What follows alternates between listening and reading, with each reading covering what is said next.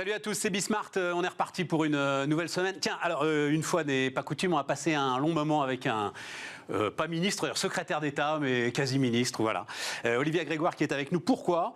Parce qu'en fait, elle est en charge, ou en tout cas, elle s'intéresse, elle travaille à l'un des éléments, je vous en ai déjà énormément parlé, les plus intéressants du moment. J'ai même vu à droite à gauche que taxonomie sera le mot de l'année 2021. Elle est d'accord, Olivia Grégoire. Elle est même contente de l'entendre. Elle est contente de l'entendre. Taxonomie, Quesaco, taxonomie. On va parler de tout ça. On en a déjà parlé ensemble. Donc on va parler de ça, puis pas seulement. Elle est alors elle est secrétaire d'État à l'économie sociale et solidaire, mais par contre on ne parlera pas de l'économie responsable. C'est aussi dans mon titre. Et en fait, l'économie responsable, ça passe par la taxonomie. Donc voilà, un bon moment avec Olivia. Et puis ensuite, vous avez suivi ça hier, la semaine dernière, des annonces autour de la cybersécurité du gouvernement. Donc c'est pour le coup Jean-Noël de Galzin. Alors lui aussi vous le connaissez, on parle régulièrement avec lui. Il est à la tête d'un groupement qui s'appelle Exatrust. Il essaye de fédérer une offre souveraine française sur la cybersécurité. À quoi ça sert, comment ça marche, comment est-ce qu'on va s'en sortir, tout ça. Voilà les deux temps forts. C'est parti, c'est Bismart. Donc on démarre avec Olivia Grégoire. Bonjour Olivia. Bonjour Stéphane Soumier. Ravi de vous recevoir. Alors, démarrons avec cette histoire de taxonomie et démarrons avec cette histoire donc environnement, finance et normes. Pourquoi j'ai reçu ici Antoine Cyr qui est en charge de tout ça pour BNP Paribas. Les banques, alors BNP Paribas, SocGen, BBVA, ING, Standard Chartered. Enfin, on est vraiment sur des poids lourds européens qui ont publié ce qui s'appelle PACTA, c'est-à-dire leur propre taxonomie. Pourquoi est-ce que vous considérez que c'est aux responsables politiques de prendre en main ce sujet, justement, et là aussi, il faut bien cerner les choses, c'est-à-dire l'idée de définir des indicateurs identiques en termes de développement durable, d'environnement, de lutte contre le carbone, pour toutes les entreprises européennes. Pourquoi est-ce que ça doit être un sujet politique, Olivia ? Alors, je vais prendre une bonne minute pour vous répondre. Parce on a le temps, on a tout le temps en fait. J'ai pas la question, et c'est pas de la flagornerie, elle est posée d'un angle qui est assez innovant, et donc je vais prendre 2 minutes. Parce que cette question, en tant qu'ancienne entrepreneur, j'aurais pu me la poser écoutant Bismart. Qu'est-ce que le politique vient encore fourrer son nez ? C'est un peu ça. Et non, je le dis avec moins de... Non, mais moi, je pense que c'est une question qui se pose. Et donc, ça fait maintenant 3 ans et demi, 4 ans que je travaille sur ces sujets. En fait, on parle ici, vous l'avez dit, Stéphane Soumier, d'une norme. Qu'est-ce qui est en train de se préparer ? Aux États-Unis, c'est prêt. Et en Europe, à compter du mois de mars, l'ensemble des grandes puissances mondiales sont en train de bâtir une nouvelle comptabilité, pour le dire simplement. Une comptabilité qu'on appelle parfois la performance extra-financière. On peut prendre le même parallèle qu'avec un bilan financier. On a mis 2 millénaires à bâtir un bilan financier d'entreprise. Il va nous falloir 2-3 ans, et la taxonomie est une première étape, on va y revenir, pour bâtir un bilan complémentaire qui va publier et donner à voir ce que les entreprises font en matière environnementale, sociale et de gouvernance. On parle souvent de développement durable, on parle souvent de RSE ou de CSR en anglais. Retenez ce mot, ESG, la performance extra-financière, ce sont les indicateurs environnementaux, sociaux et de gouvernance. Et dans les années qui viennent, et c'est pour ça que vous avez raison de vous y intéresser, c'est pas pour rien que les grandes banques mondiales et françaises sont sur la balle, dans les années qui viennent, pour mettre en œuvre la transition écologique véritablement, pas dans les blablas et les discours, mais dans les practices des entreprises et donc dans les practices des investisseurs, des banquiers, des actionnaires, on va bâtir cette nouvelle comptabilité qui va venir aux côtés du financier pour donner une performance globale de l'entreprise. En un mot, aujourd'hui, quand on regarde un bilan, on se demande est-ce qu'une boîte est rentable, pas rentable. Aujourd'hui, et dans les années qui viennent, on va se demander, au-delà de la rentabilité, est-ce qu'elle est durable, pas durable. On assiste en vrai à une révolution, c'est-à-dire que de plus en plus, et les acteurs que vous avez cités sont des acteurs qui ont compris ça. Je pense notamment à BNP, mais d'autres acteurs comme Amundi, comme des gestionnaires aussi de fonds. Ah oui, ils sont tous dessus. Toutes les banques françaises sont dessus, vraiment. Là, pourquoi ? Parce que les planètes sont en train de s'aligner sur la planète finance. Vous avez aujourd'hui des consommateurs, des épargnants, des jeunes talents, salariés, qui ne veulent plus venir travailler, investir dans des entreprises qui ont des pratiques environnementales ou sociales qui sont irresponsables. Donc ils ont bien compris, si vous voulez, que cette norme, elle arrivait. C'est pas Olivia Grégoire qui l'a évidemment décidé. C'est en cours, c'est écrit dans la présentation d'Ursula von Leyen sur les grands fondamentaux du Green Deal des années qui viennent en Europe. Donc c'est la tectonique des plaques financières qui est en train de bouger pour chercher des actifs plus durables, plus responsables. Les acteurs financiers sont sur la balle. Et que va faire la puissance publique ? La puissance publique, elle joue quand même dans la définition de la norme. Pour simplifier les choses, moi je dis souvent, c'est comme un jeu de société, l'économie mondiale. La norme, c'est la règle du jeu. Et la norme, elle est souvent écrite en écoutant les acteurs. C'est aussi ce que nous allons faire avec des groupes de travail dans les prochains mois pour venir nourrir ces indicateurs. Ça n'est pas nous, à Bercy, qui allons bâtir ces indicateurs. On va les imaginer aussi avec les personnes concernées, c'est-à-dire les entreprises. Et on va se préparer à une régulation qui arrive avec une norme européenne à compter de 2023-2024, c'est-à-dire demain, pour les entreprises. Et c'est pour ça que la puissance publique s'intéresse au sujet, parce qu'il y a un sujet de norme. Vous en faites une question de souveraineté. Tout à fait. Il a fallu que je plonge dans le sujet. Aux États-Unis. Alors, vous opposez, là on est sur Bismarck, on peut, hein, oui. ça. Et vous opposez l'IFRS, donc les normes comptables américaines qui se sont imposées au monde et, on va pas refaire l'histoire, qui ont sans doute une lourde responsabilité dans ce qui s'est passé 2008, 2009, 2010, voilà. Et donc vous dites, il ne faut pas que les Américains nous refassent le coup de l'IFRS. Je le dis aussi clairement que vous. C'est vous qui le dites comme ça, je reprends. C'est exactement ça. Quand on me demande mais pourquoi t'en fais un sujet de souveraineté, etc., je prends ce parallèle avec IFRS. Effectivement, au début des années 2000, l'Europe a décidé de déléguer la norme comptable aux Américains. C'est la norme IFRS. Et vous voyez, 2018, 2019, nous pleurions tous à chaudes larmes, notamment sur vos plateaux, parce que vous y êtes toujours intéressés, quand Vigeo est passé sous pavillon américain. Tout ça, ça n'est en fait donc, que Vigeo, c'est agence de notation ISR, l'une des premières d'ailleurs, peut-être même la première montée par Nicole Notat. Par une grande dame, tout à fait, Nicole Notat. Elle avait eu 15 ans. Elle avait une intuition très tôt. De dingue. Mais quel dommage. Je me souviens très bien, je ne comprenais rien à ce qu'elle racontait. Quel dommage que cette agence de rating, d'évaluation, soit passée aujourd'hui sous pavillon américain. Je vais vous donner. C'est là où il y a un sujet. Antoine Cyr vous dira, Olivia, non, il faut que ce soit une question universelle. Oui. On ne peut pas partir dans un combat politique sur ce sujet-là. Alors, si on part comme ça, c'est sûr qu'il vaut mieux directement prendre la norme américaine. Et je vais vous donner des exemples. Et je travaille souvent avec Antoine Cyr. Moi, je vais dire quelque chose d'un peu plus affiné. Je pense qu'il est indispensable que nous ayons une norme européenne sur l'extra-financier. Et je pense tout aussi indispensable que cette norme fonctionne bien avec la norme américaine et fonctionne de façon fluide et pas forcément en opposition. Mais je pense que l'administration Biden et l'arrivée de l'administration Biden fait aussi changer les choses de façon positive.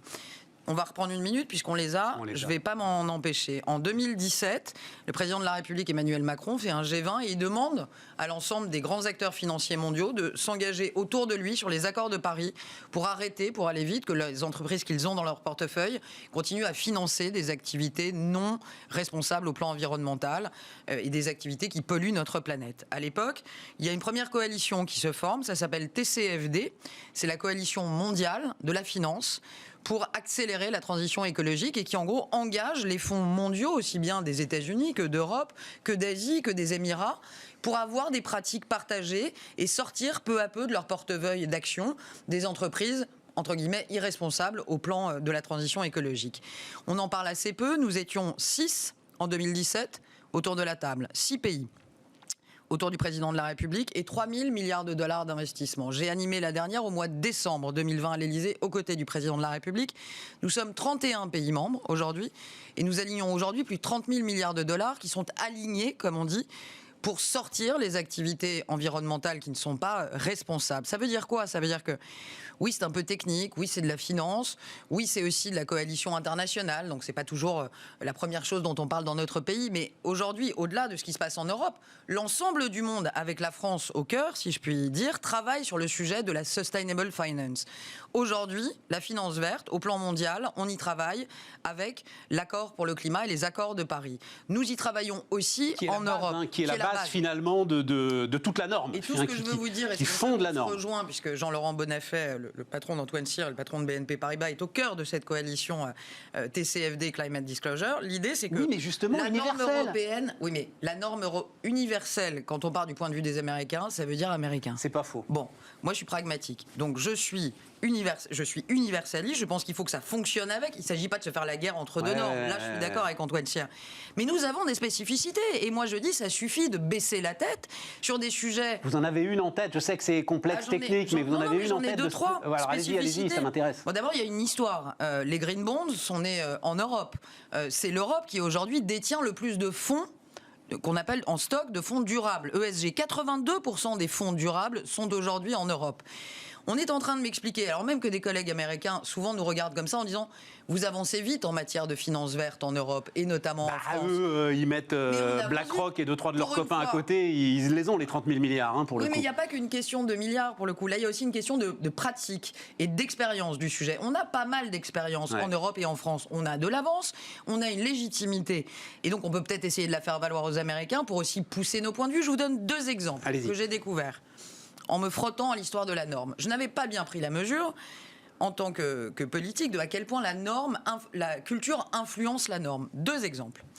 Vous êtes une entreprise d'énergie importante. Dans les 3-4 ans qui viennent, vous allez devoir présenter un bilan de performance extra-financière, ESG, comme on vient de se le dire.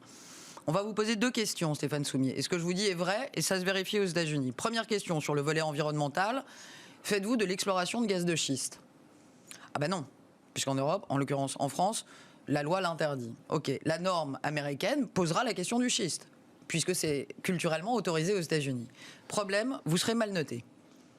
Sur le volet social... Mais comment ça, vous serez mal noté? Vous serez bien noté puisque vous en faites pas? Vous en faites pas, mais si c'est la norme américaine qui gagne, il serait logique que vous en fassiez. Vous n'en faites pas parce que le droit vous en empêche, vous serez mal noté. Et on continue. Diversité ethnique. Oui, alors mais là, c'est une autre question. On reviendra sur. Mais allons-y tout de suite. Le recensement aux États-Unis, vous êtes un citoyen. Question nom, prénom, race. Il y a des quotas et des statistiques ethniques aujourd'hui dans l'extra-financier américain. Nous ne pourrons pas le faire en France. Ça n'a pas vocation à exister, les quotas de diversité ethnique et ce sujet de la diversité ethnique quantifiée. C'est un sujet. C'est pas grave. Si c'est la norme américaine qui passe, les boîtes françaises seront mal notées. Voilà des exemples très concrets qui démontre ce qu'on n'imagine pas toujours, l'influence de la culture sur la norme. Alors, 2 questions liées à ça. La première, tu parlais de l'énergie, le nucléaire. Jean-Bernard Lévy, là, c'était, je crois, vendredi dans Les Échos. Il est assez inquiet, finalement, de ce qui est en train de se passer, parce que, globalement, il s'inquiète de ce que ces nouvelles normes ferment la porte au financement, finalement, du nucléaire. La phrase, je tiens à le dire, parce que, vous l'avez dit, tu l'as dit, on se tutoyait, tu l'as dit, Olivia, le patron de la Société Générale était à ta place pour dire la finance va se fermer à ceux qui ne seront pas dans la norme. C'est bien ça l'enjeu. Et lui, il est inquiet, Jean-Bernard Lévy. Qu'est-ce que tu peux dire pour le rassurer? Il y a le nucléaire ou il n'y a pas le nucléaire dans la nouvelle taxonomie européenne? Il y a le nucléaire dans la taxonomie européenne. Et je pense que la meilleure façon, mais je pense qu'il ne m'a pas attendu pour Jean-Bernard Lévy de ne pas trop s'inquiéter, d'échanger directement avec la commissaire en charge, Mairead McGuinness, avec qui j'en ai parlé pas plus tard que le 15 décembre dernier. Il a des relations compliquées avec la Commission européenne. Eh bien, les ministres sont là pour essayer peut-être de les améliorer. C'est un appel, et je me permettrai peut-être de le contacter à la suite de cette émission. Je crois que c'est normal d'appréhender, mais il ne faut pas jouer à se faire peur. Et je comprends l'inquiétude de Jean-Bernard Lévy. Aujourd'hui, il n'y a pas d'inquiétude à proprement parler sur la taxonomie. D'abord, vous dire une chose sur la taxonomie, l'enjeu, c'est de voir comment les activités économiques impactent notre bien commun et les fondamentaux. Donc vous avez l'eau, la biodiversité, l'atténuation et l'adaptation au changement climatique, l'économie circulaire et la pollution. Sur en fait, cette taxonomie, elle s'applique à 7 macro-secteurs. L'idée, c'est de couvrir 93% de l'activité économique en Europe. C'est pas anodin. Donc dans un premier temps, les premiers indicateurs vont arriver et vont être mis en place. C'est en cours, mais ça n'est pas avant fin 2022-2023. Et le sujet du nucléaire est un sujet d'attention toute particulière, notamment de Clément Beaune, avec lequel j'échange sur le sujet. Pas d'inquiétude, je comprends que ça puisse interroger, mais je crois qu'il faut s'y atteler et en parler très simplement avec les commissaires européens qui ont bien pris la mesure de l'inquiétude française. L'autre sujet, c'est la confusion des agendas, finalement, qui vient bien avec ton histoire de statistiques ethniques. 3, 4 priorités, ça veut dire pas de priorité. Pourquoi est-ce qu'on ne fait pas à fond sur le carbone, point à la ligne? Parce que, le reste, à la limite, les fonds d'investissement se débrouillent. Mais ESG. Oui, d'accord, mais justement, est-ce que c'est efficace d'avoir cette confusion des agendas? D'abord, franchement, il y a un truc qui me frappe. On est en France, on est quand même dans un des pays dont, et parfois il nous est arrivé par le passé de le critiquer, on peut l'avouer, dont la législation sociale, dont le code du travail, dont la protection sociale est la plus puissante, quasiment au monde. Bon. Je peux comprendre qu'on appréhende ces histoires d'indicateurs, mais c'est quand même bizarre que la France, qui est un des pays les plus protecteurs au plan social, appréhende les indicateurs sur le volet social. Quand on a la participation, l'intéressement, les taux de formation que nous avons dans notre pays, Franchement, ça sert à rien de s'inquiéter outre mesure.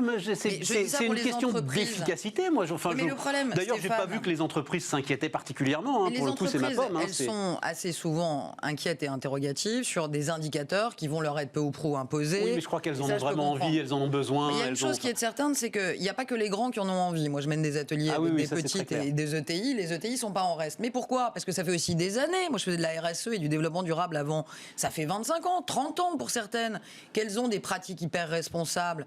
Et c'est là le nerf de la guerre. Donc ça vous permet de les valoriser. C'est quoi l'intérêt de petits patrons d'ETI dans les territoires qui ont des chaînes de production qui ont été refaites à 100% pour pouvoir être plus responsables, plus décarbonés et qui n'y voient aucun intérêt dans leur retour sur investissement?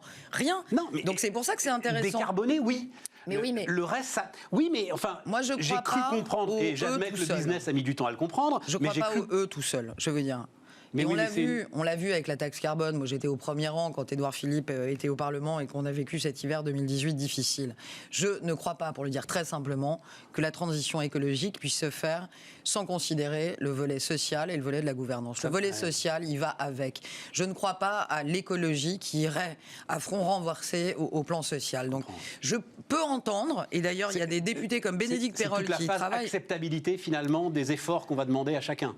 C'est aussi la phase égalité sociale des actions. C'est-à-dire que décarboner, c'est bien. Le faire en respectant ses salariés, voire peut-être en engageant plus les salariés, comme certains de nos syndicalistes éclairés, comme Laurent Berger le propose pour le coup, qui soit partie prenante aussi de ces décisions, pourquoi pas.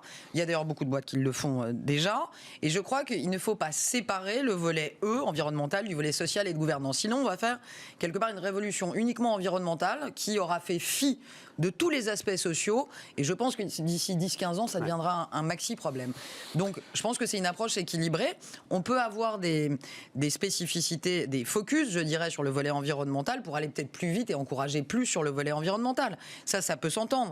Mais je crois qu'il faut avoir une approche équilibrée. Juste pour conclure ce sujet, enfin, la vraie mesure qui mettrait tout le monde d'accord, c'est un bon vieux prix du carbone. Oui. À l'échelle européenne déjà. Oui. C'est hors d'atteinte, inimaginable. Je ne crois pas que ce soit hors d'atteinte et je ne crois pas que ce soit inimaginable.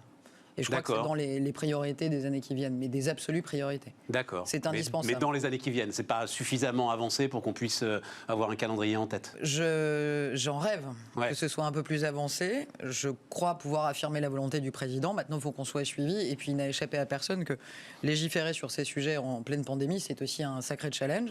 Ouais. Mais le président l'a dit, le souhaite. Et moi, je pense que l'Europe d'aujourd'hui est capable de le faire. Et là aussi, vous voyez, on a des boîtes françaises, je ne vais pas les citer parce que mais qui n'ont pas attendu la régulation pour le faire. Pourquoi il ne faut pas les citer? Parce qu'après, je peux les citer. On peut citer Kering, on peut citer d'autres boîtes, mais par exemple Kering a un bilan carbone et elle a pris son pari. Marie-Claire Daveu, qui dirige ce sujet chez Kering, ils ont mis un prix sur la tonne de carbone qui sera peut-être pas le bon prix au final, mais au moins ça permet de faire l'exercice.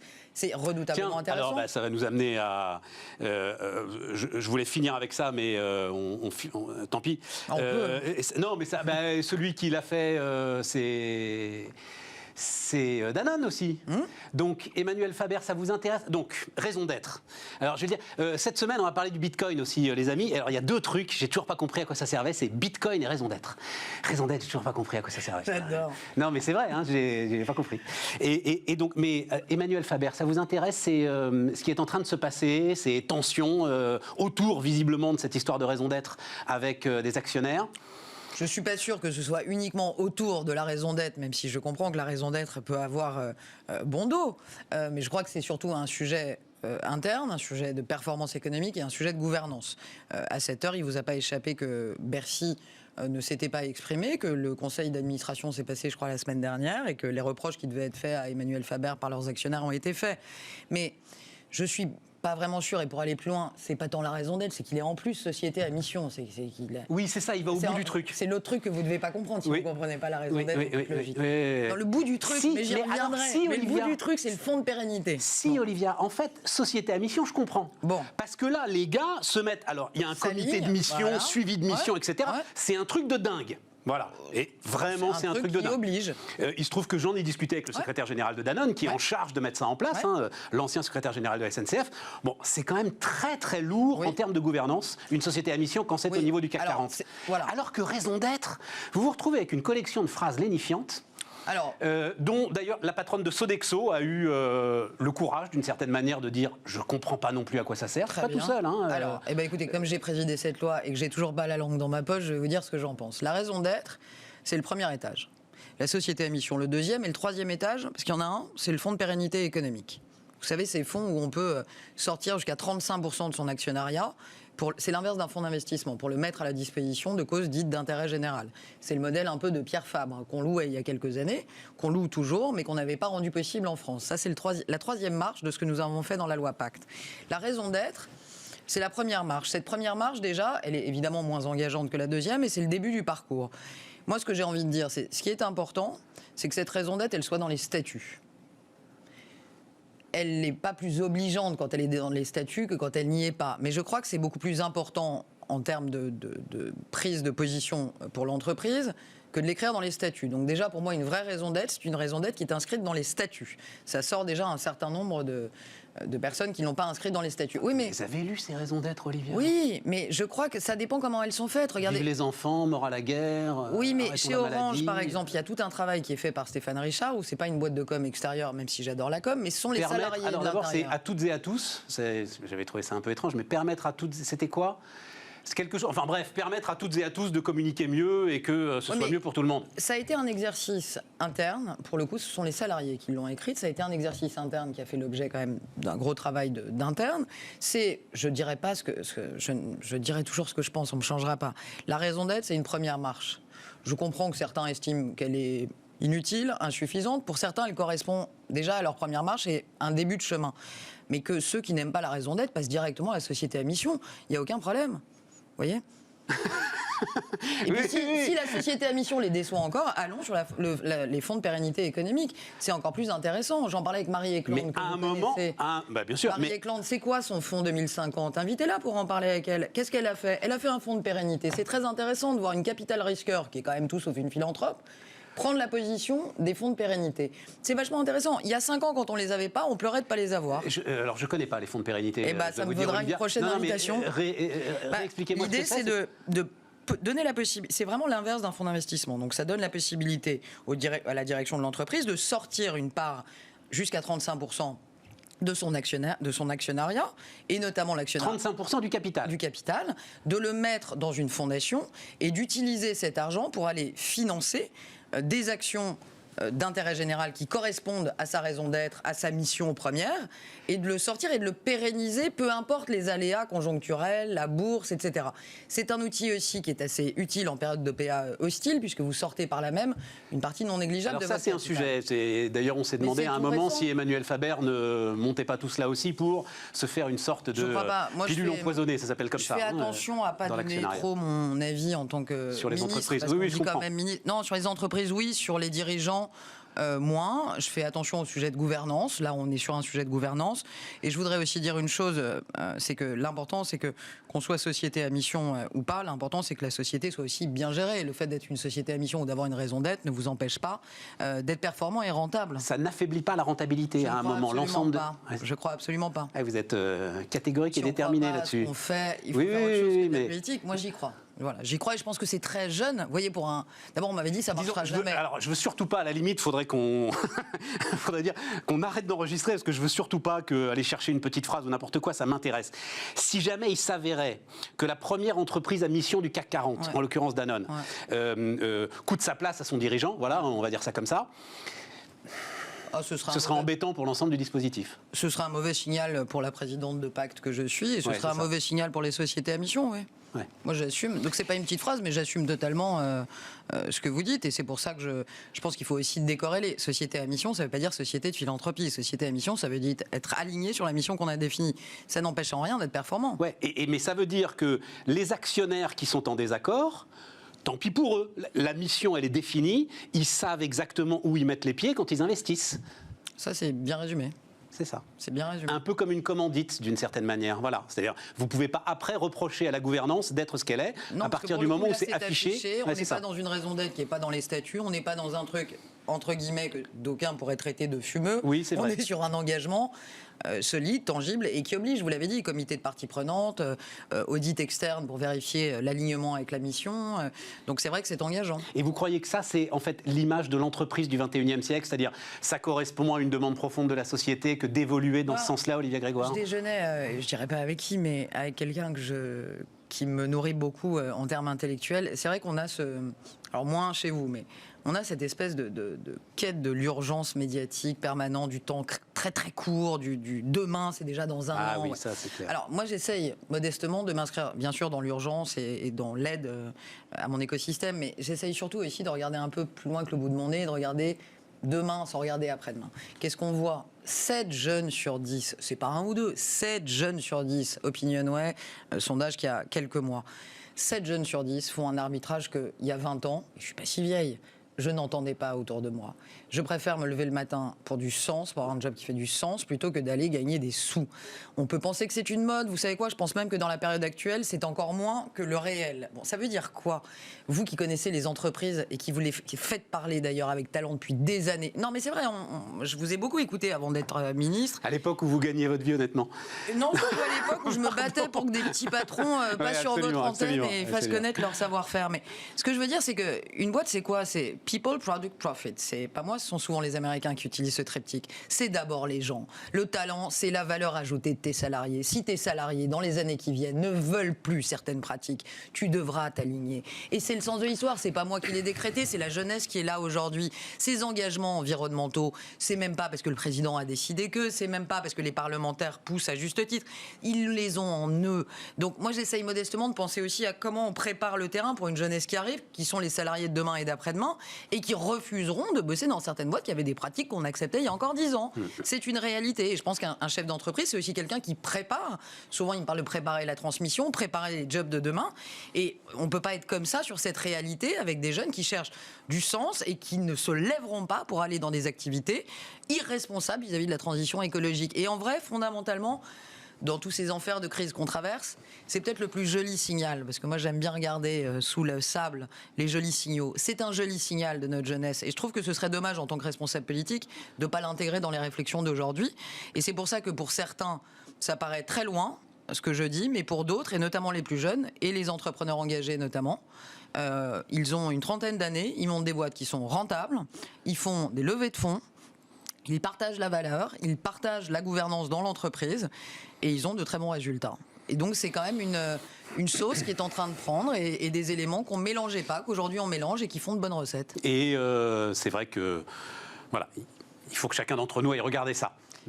Pour aller au bout de votre réflexion, ce serait non, mais même enfin il faut s'y intéresser, en termes de oui, enfin pardon, ça va peut-être te choquer là, mais en termes de gestion de risque, je vais le dire comme ça, si vous regardez effectivement votre environnement concurrentiel, si vous faites les fameux 360, si vous faites tout ce que doit faire un chef d'entreprise, forcément ça vient à un moment dans votre scope et il faut regarder ce que c'est, quoi. Et ouais. Vous venez de dire le mot risque, rendement, le cœur de la finance, c'est quand même ça, risque, rendement. C'est pareil, les grands enjeux dont on vient de parler, la transition écologique, les inégalités sociales, c'est aujourd'hui les risques, mais les risques majeurs auxquels, et on le voit bien avec la pandémie, auxquels les entreprises vont devoir se confronter dans les prochaines années.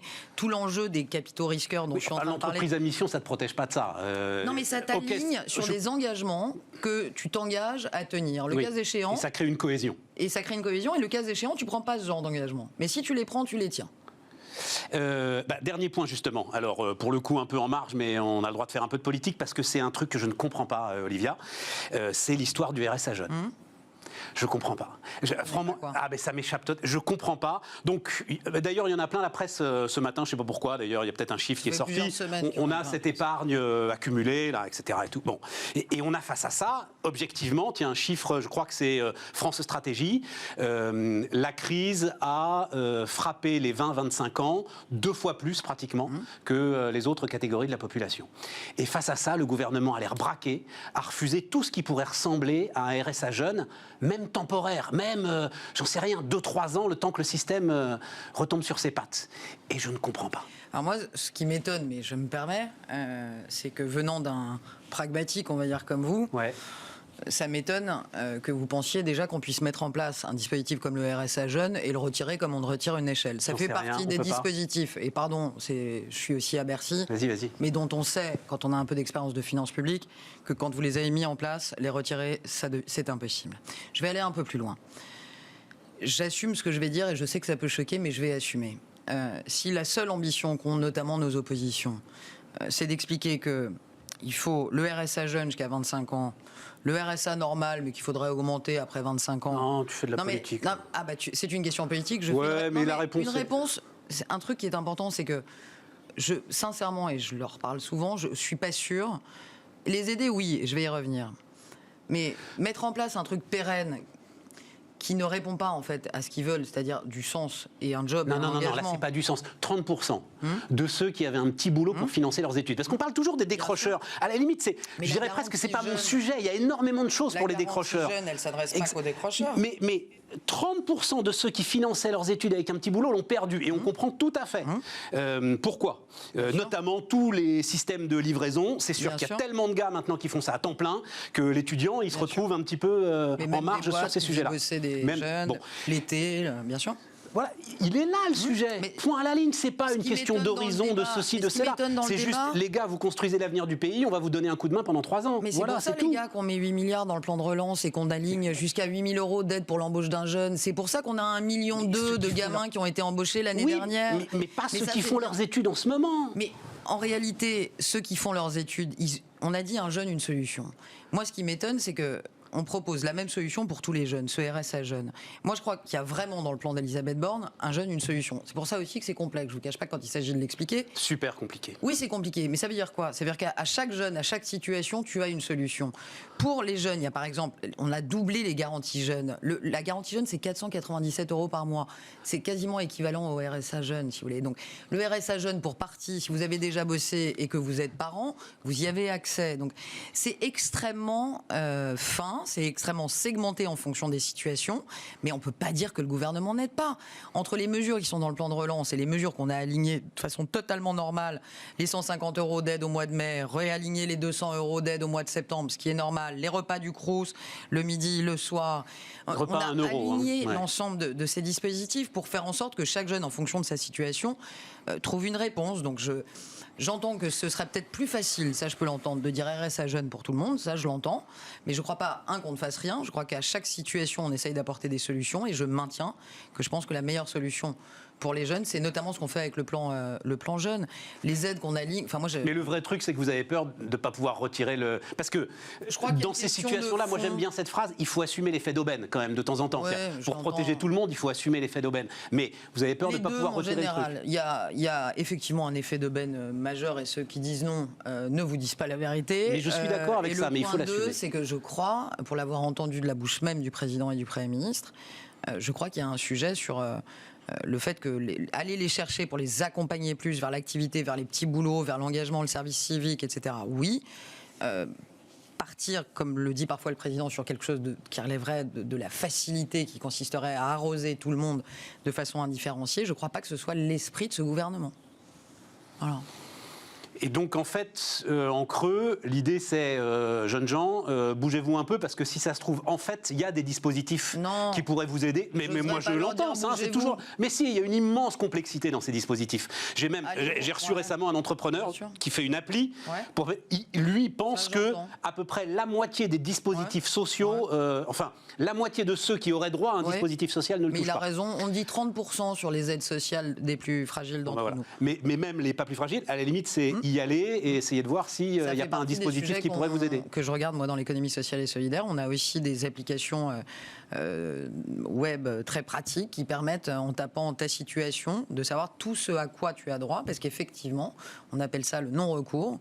C'est un vrai fléau, à la fois dans l'économie sociale et solidaire. Moi, j'ai moins de 1% du fonds de solidarité qui a été pris par les associations. Moins de 1% du fonds de solidarité qui a été pris par les associations. On a décaissé 14 milliards d'euros, t'as moins de 200 millions d'euros. Elle représente quoi, 14-15% du PIB, je crois, à peu près, l'économie sociale et solidaire? Elle représente surtout 1,8 million de salariés. Je veux dire, c'est un Français sur 10 est salarié dans une association. C'est Mais pour vous donc, dire. oui, mais donc chômage Elles ont partiel, ils ont pris. Elles ont grillé leurs fonds propres, Mais espérant pourquoi que ça elles ne allait vont pas passer. chercher le fonds de solidarité? Parce qu'on a pensé dans un premier temps que ça allait passer vite, et donc on a cramé ses fonds propres, et on a demandé un PGE, on a cramé son PGE, on s'est dit on peut s'en sortir sans le fonds de solidarité, ou alors on s'est dit de toute façon c'est pas pour moi, ce sera pas pour les assos, autocensure, qu'on retrouve beaucoup chez les jeunes et chez les femmes. Je vais même pas la tenter, de toute façon c'est pas pour moi. Et en ça, c'est un vrai problème. Et sur l'appli, moi, ça m'intéresse de savoir l'entrepreneur qui parle de ça. C'est un vrai sujet. On a un énorme sujet chez les jeunes les plus fragiles d'entre nous, sans parler de l'autocensure qu'on a aussi parfois chez les mères de famille, par exemple, qui sont en galère et qui psychologiquement, n'ont même pas envie d'aller demander de l'aide, parce que c'est difficile aussi d'aller demander de l'aide. Merci. Qu'on se sorte vite de cette galère, c'est la meilleure des réponses. Et que la croissance soit au rendez-vous. Oui, mais vraiment, je pense qu'il y a un problème quand le fameux quoi qu'il en coûte s'arrête à 25 ans. Voilà. Moi, je ne pense pas que le quoi qu'il en coûte se soit arrêté entre 18 et 25 ans. La preuve en est. C'est pas une bataille que 2 milliards, mais le quoi qu'il en coûte, il est là dans le plan de relance. Après, le quoi qu'il en coûte, c'est, si vous m'autorisez le jeu de mots, et je m'en excuse par avance, mais c'est pas non plus n'importe quoi. Olivia Grégoire était avec nous sur Bismart, les amis. Et donc on continue avec Jean-Noël de Galzin qui est avec nous, le patron de Walix. Salut Jean-Noël. Bonjour. Walix est aussi Exatrust, hein, je le disais tout à l'heure, c'est-à-dire cette fédération française de la sécurité numérique. Fédération française de la sécurité numérique, tiens c'est pas mal ça. Ça pourrait être du sauvetage nautique aussi, FFSN.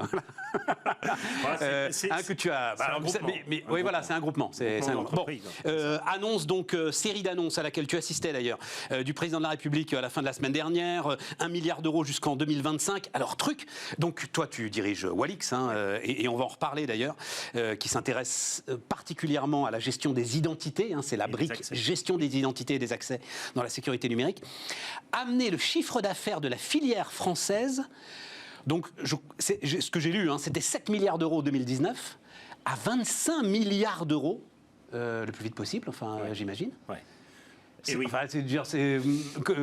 Il a beau dire ce qu'il veut, le président de la République, mais enfin, c'est pas lui. Non, mais il a d'abord des muses. Le levier, en fait, il faut avoir à l'esprit qu'on est, c'est pas faute de l'avoir dit, on est sur une mine d'or, en fait. Je crois qu'on a raté l'Internet des GAFAM, on a raté la première mine d'or, hein, celle des pionniers, en fait. Mais l'économie des plateformes, hein, globalement. L'économie des plateformes, les réseaux sociaux, et une forme de B2C, même si le B2C va évoluer avec les nouveaux services. Mais là, ce qu'on est en train de voir apparaître, c'est l'Internet industriel.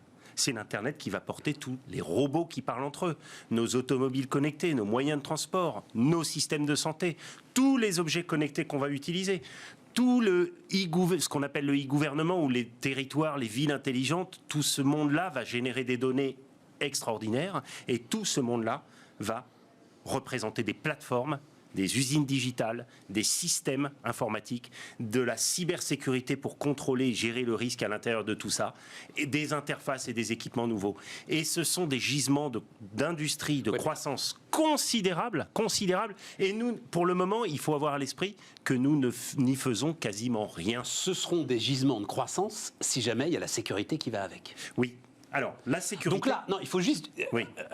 Parce que, en fait, d'une certaine manière, cette conférence de presse, enfin, ces annonces du président de la République, ils viennent après une série d'attaques. Enfin, l'ensemble des entreprises aujourd'hui communiquent sur une série d'attaques, dont la plus importante a touché les États-Unis. Là, je parle sous ton contrôle, hein, j'ai noté ça. Voilà, et c'est surtout, en fait, un logiciel de supervision. C'est quoi d'ailleurs un logiciel de supervision? C'est le truc qui monitore ton système en fait en temps réel. Exactement. Qui voit ce qui se connecte, les entrées, les sorties. Qui s'appelle Orion. Oui. Et ce logiciel lui-même a été infecté. Et il se trouve que les 3/4 de l'Amérique travaillent avec ce logiciel, y compris Microsoft. Donc là, pour le coup, tu te retrouves avec un virus au cœur du sein des saints. Oui. Et c'est ça l'électrochoc. C'est l'électrochoc dans la mesure où on s'aperçoit que le numérique est totalement interconnecté un petit peu partout. Et donc il suffit d'avoir accès, il suffit d'attaquer au bon endroit pour avoir accès à beaucoup de choses. Oui, mais les fournisseurs de logiciels, quand tu achetais un logiciel, jamais tu pouvais imaginer qu'il était infecté. C'est un truc de dingue. Ils reposent tous sur les mêmes systèmes. C'est-à-dire, la plupart des applications reposent, ou les applications où nos systèmes bureautiques ou de collaboration reposent sur Microsoft Windows et maintenant Microsoft Azure, et qui est depuis des années et des années une plateforme très attaquée dans laquelle il y a quelques failles qui sont mises à jour et qui permettent, une fois que vous rentrez sur ces systèmes-là, d'aller infecter, d'aller se répandre sur l'ensemble des systèmes qui reposent dessus, si vous voulez. C'est comme si vous voyez... on voit parfaitement. Voilà, vous avez ce qu'on appelle... Mais est-ce qu'il se passe? Mais d'ailleurs, tu es au cœur de tout ça. Oui. Là, aujourd'hui, il se trouve qu'on en parle assez régulièrement. On a une émission même consacrée à ça sur Bismart qui s'appelle Smart Transfo, avec l'agence Losam.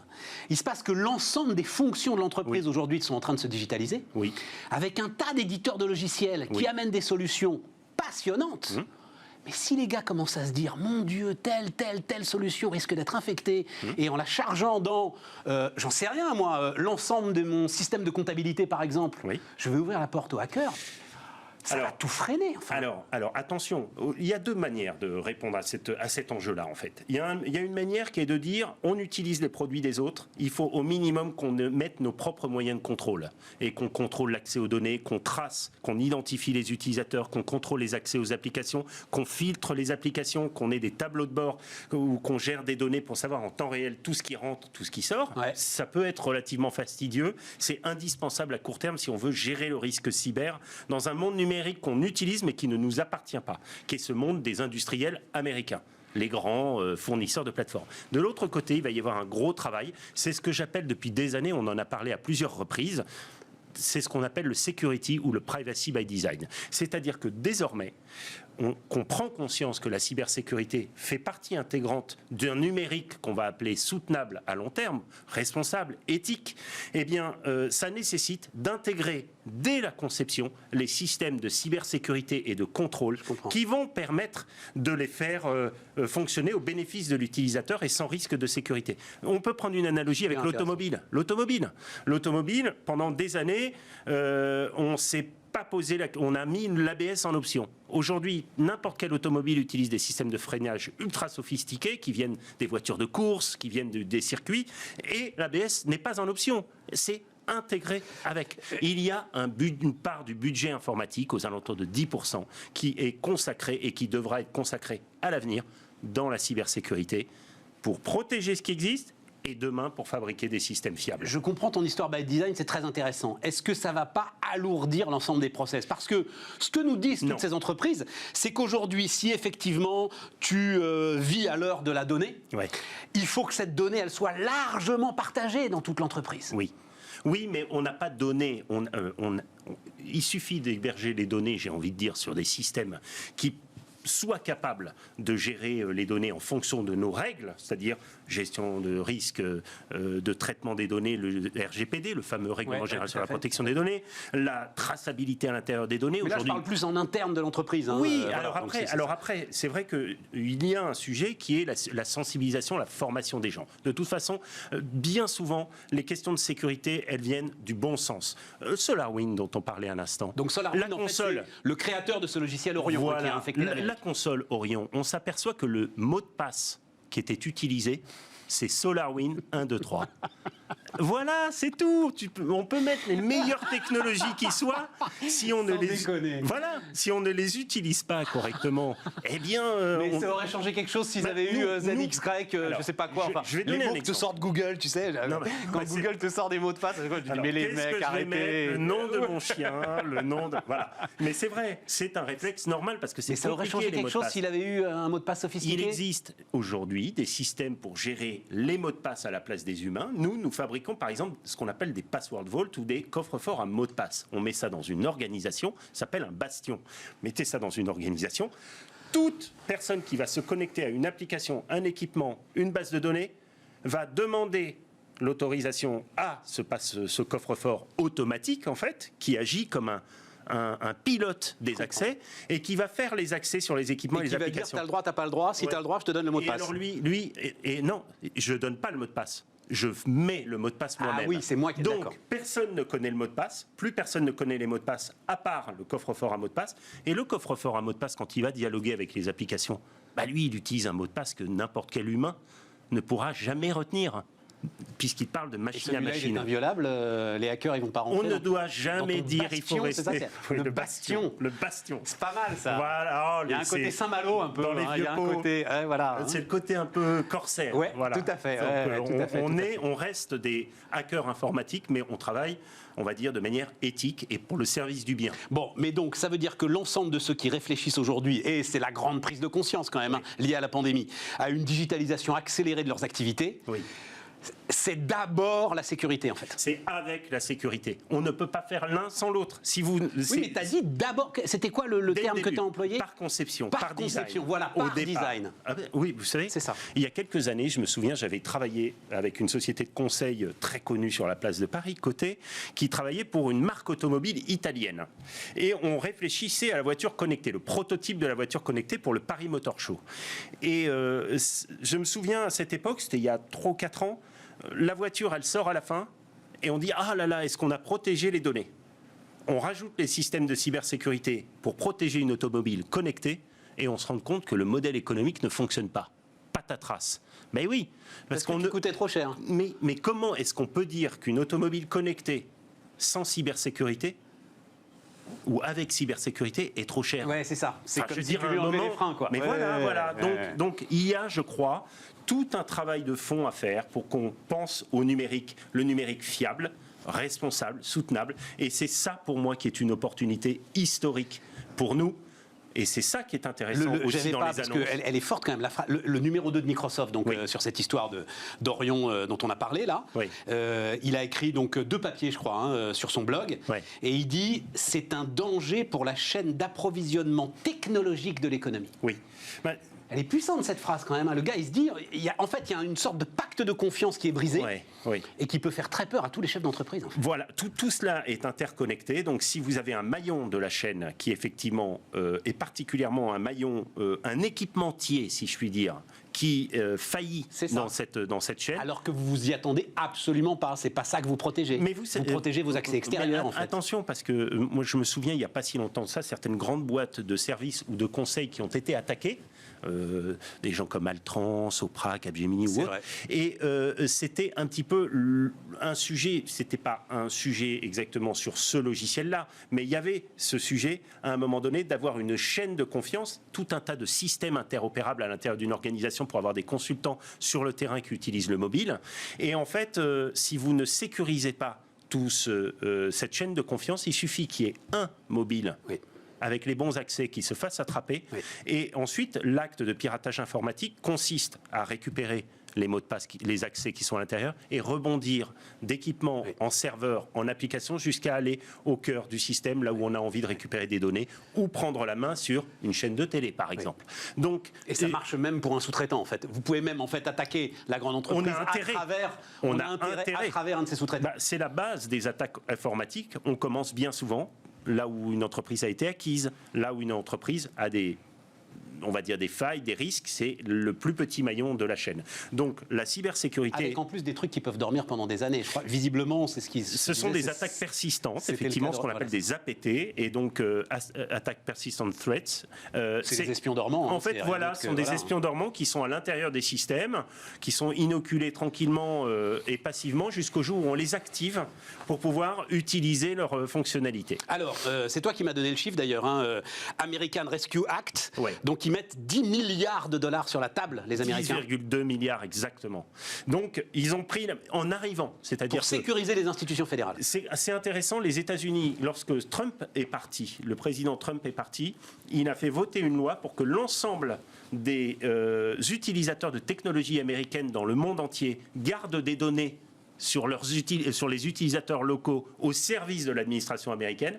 Et Joe Biden, en arrivant, l'administration Biden n'a pas enlevé cette disposition-là. Parallèlement à ce qui est quand même intéressant sur une forme en tous les cas, de vision de la souveraineté. Pour être clair, tout ce que les administrations américaines peuvent choper partout dans le monde. Tout ce que les opérateurs de services qui utilisent des technologies américaines dans le monde entier. On inclut du monde. Hein. Des hébergeurs, par exemple. Ta pub, là, tu veux faire peur à tout le monde. Non. J'ai pas besoin.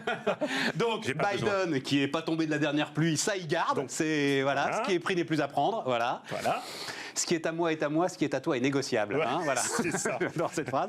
Et en plus, il rajoute 10 milliards pour sécuriser. Alors, les 10 milliards, c'est intéressant. Les 10 milliards 200 millions, le but, c'est de moderniser les architectures techniques, toutes les couches applicatives et qui vont servir ensuite à développer tous les systèmes fédéraux américains et de mettre tout ça à niveau. Et c'est intéressant parce que, évidemment, à la lumière de ce qui s'est passé sur SolarWinds, bien évidemment, on va chercher en particulier à relever des défis qui sont les défis d'aujourd'hui. La cybersécurité a beaucoup changé avec le numérique et aujourd'hui, la cybersécurité, c'est l'identité, c'est l'accès, c'est l'analyse des données, la gestion du risque, et c'est la capacité, quelque part, à reprendre le contrôle de tous les accès dans un monde de plus en plus numérique. Et parce qu'on en arrive à ce qui était le départ, là, amener le chiffre d'affaires de la filière française à 25 milliards d'euros. Oui. C'est aussi pour vous donner... Donc, il faut que tu me parles, parce que j'ai l'impression que c'est un peu dans ton domaine. Donc, Tenable, qui est un important éditeur américain de logiciels, c'est ça? Oui, c'est un éditeur de logiciels américain, absolument. Et donc, qui a fait une offre à 98 millions de dollars. Oui, sur une start-up française qui s'appelle Alcide. Oui. Et qui m'a l'air de faire un peu ton job aussi, non? S'intéresse à l'identité des personnes qui ont accès à un fichier. Alors, eux, ils s'intéressent à ce qu'on appelle l'Active Directory Server, c'est-à-dire justement un petit peu ce dont on parlait avant dans l'affaire SolarWinds. C'est l'annuaire dans lequel sont toutes les identités et les règles d'accès des utilisateurs dans un réseau informatique. Donc, dans toute entité qui utilise des technologies Microsoft, il y a un Active Directory Server. Et effectivement, les compétences sont assez rares, particulièrement en dehors des États-Unis, justement, puisque Microsoft est américain et que l'écosystème est beaucoup aux États-Unis. Et il y a peu d'entreprises qui ont ces compétences-là à un tel niveau. Et donc, effectivement, nous travaillons dans des domaines très comparables, tout à fait. Ouais. Et donc, Alcide, c'est une société que nous connaissons bien, qui a été montée par 2 anciens de l'Agence nationale de la sécurité des systèmes d'information, et qui sont des sociétés qui, ayant des savoir-faire assez experts, répondant à des besoins d'expertise d'aujourd'hui, avec des ressources qui sont difficiles à trouver, il se crée une forme de rareté et que l'on vient chercher dans le monde entier pour équiper les différentes entreprises. Et ce qui est important à entendre avec cette affaire, c'est quoi? C'est que, nous avons les compétences en France hyper pointues dans tous ces domaines. On a un potentiel juste mondial. C'est pour ça que les chiffres du président peuvent paraître énormes. Mais nous avons le potentiel pour devenir le leader. Non, parce que vous êtes nombreux. 25 milliards d'euros, c'est pas non plus... C'est pas impossible. Ça fait une belle boîte du CAC 40. Ça fait une belle boîte. Voilà. C'est le deuxième enjeu, exactement ce que tu viens de dire, à savoir l'enjeu qui est pour moi de transformer ces startups, ces PME, non pas celles qui se vendent tout de suite, mais de permettre à certaines de devenir des champions, des industriels du domaine, positionnés sur les enjeux technologiques. Pourquoi est-ce qu'il faut faire ça? Il se trouve, justement, mais je ne sais pas si on a l'image, je n'ai pas vérifié avant qu'on commence, mais si on l'a, elle va apparaître, que j'ai chopé sur sans doute un de tes... Voilà. Oui. Ça, c'est l'ensemble, alors on les voit plein pot, vous les voyez là, j'espère. C'est juste pour donner une image, finalement. Oui. L'ensemble des champions, voilà, les 11 lauréats du grand défi cyber. Oui. Et donc ça, c'est un ensemble de champions très spécialisés. Oui. Alors, ce sont des champions de l'innovation française en matière de cyber, avec tout un tas de start-up, de PME, et puis il y a le laboratoire, le Leti, qui sont effectivement positionnés sur des domaines technologiques. Alors, Mail in Black, c'est Mail in Black. On va laisser regarder, Donc, ce sont des sociétés qui sont positionnées sur des enjeux de sécurité, de la messagerie, des transactions, l'identité, l'accès, différents sujets, et qui vont développer des outils d'automatisation, d'industrialisation de ces innovations pour les mettre au service du plus grand nombre. Et effectivement, je suis particulièrement heureux parce que sur 11 de ces lauréats, 7 font partie d'Exatrust, ce fameux groupement qui regroupe les pépites de Géné de cesse de le dire. Et puis parce que ensuite, dans ces entreprises-là, regarde pas l'image parce que dans ces entreprises-là, entreprises-là, il y a effectivement ces futurs champions. Oui, mais dis donc, Jean-Noël, c'est bien qu'il s'occupe de la grande distribution, notre ministre, mais c'est pas grave si Alcide s'en va, là, aux États-Unis ? Il y a une commission à Bercy qui est chargée de regarder les Pourquoi entreprises. Pourquoi ça te fait marrer ? T'es en train de te marrer. Non, moi je me souviens, il y a, sur cette, je me demande si c'était pas sur cette antenne, en tous les cas, ou si c'était pas toi qui l'interviewais, mais je me souviens d'une interview du patron de BPI France, qui expliquait Nicolas Dufour, qui expliquait que dans les 3 arguments pour lesquels les entreprises françaises ne grandissaient pas, je me souviens que son premier argument, ça m'avait presque choqué à l'époque, c'était de dire que les entrepreneurs acceptaient tous les chèques dès qu'ils étaient mirobolants. Mettez-vous à la place de deux entrepreneurs. Thèse depuis 20 ans de Patrick Artus. Alors pour le coup, c'est une thèse qui est documentée, Jean-Noël, vraiment documentée. Je ne dis pas que c'est pas évidemment tentant quand on voit arriver 100 millions de dollars, qu'on a créé sa boîte depuis très peu de temps. On peut comprendre que ça soit un moyen de sortir en tous les cas de difficultés dans la vie, on va dire, d'appréhender la vie autrement. Je te confirme, ça te met à l'abri. Oui. Mais il y a quand même oui, 100 millions de dollars, vous appréhendez la vie autrement. Voilà. Je vous l'offre pour un lundi. Non, mais en ce moment, faut faire attention parce que c'est des sommes d'argent, etc. Il y a des investisseurs dedans, etc. Moi, je pense que le plus important, c'est pas ça. Le plus important, c'est quand même d'arriver à faire sortir de ça quelques futurs Orange, des futurs PSA, des futurs Renault, des futurs donc Airbus, des grandes sociétés. Vaut mieux faire du build-up entre l'ensemble de ces boîtes qu'on a vues là. Oui, je pense. Moi, je pense qu'il faut qu'il y en ait certaines qui aient les moyens de consolider les autres. Et je pense que c'est possible si nous avons, et ça c'est quand même le deuxième. Mais on a des gros acteurs là-dessus. Enfin, justement, pas sur la cyber, mais les Capgemini, les Sopra Steria, les Atos, l'ensemble de ces géants aujourd'hui du digital. On a des acteurs du service, mais un acteur du service qui vous installe Orion. Qu'est-ce que vous faites une fois qu'il vous a installé Orion, le jour où il y a un problème sur Orion? Il attend la réponse de l'éditeur qui va modifier sa roadmap ou non, comme les autres. Donc c'est pour ça qu'il faut maîtriser la technologie. Nous n'aurons jamais de souveraineté de territoire numérique européen si nous ne maîtrisons pas les infrastructures, si nous ne maîtrisons pas les technologies de cyber. À un moment donné, il va falloir comprendre que la cyber et la technologie, ce ne sont pas des règles, des décrets, des lois pour essayer de réglementer ce qui se passe chez les autres. Il faut construire nos territoires numériques. Et j'ai entendu l'interview précédente avec Olivier Grégoire, et je la voyais quand même dans la difficulté à la fin, en espérant qu'au sortir de la crise, non mais enfin on sent qu'elle souffre, d'accord, c'est difficile au gouvernement, et c'est un combat, il va falloir sortir de là avec des points positifs. Moi je pense qu'il y a un message ultra positif avec la cyber, c'est que le numérique et la cyber, c'est les emplois de demain. Il y a des potentiels d'innovation fabuleux, de réussite fabuleux. Il va falloir des investissements dans ces sujets-là pour faire émerger une industrie sur ces sujets-là qui nous permettent d'offrir à nos jeunes, d'offrir aux gens demain des métiers qui correspondent aux réalités d'aujourd'hui et qui font rêver. Jean-Noël de Galzin, le patron de Walix, était notre invité sur Bismart. Les amis, on se retrouve demain. Merci beaucoup.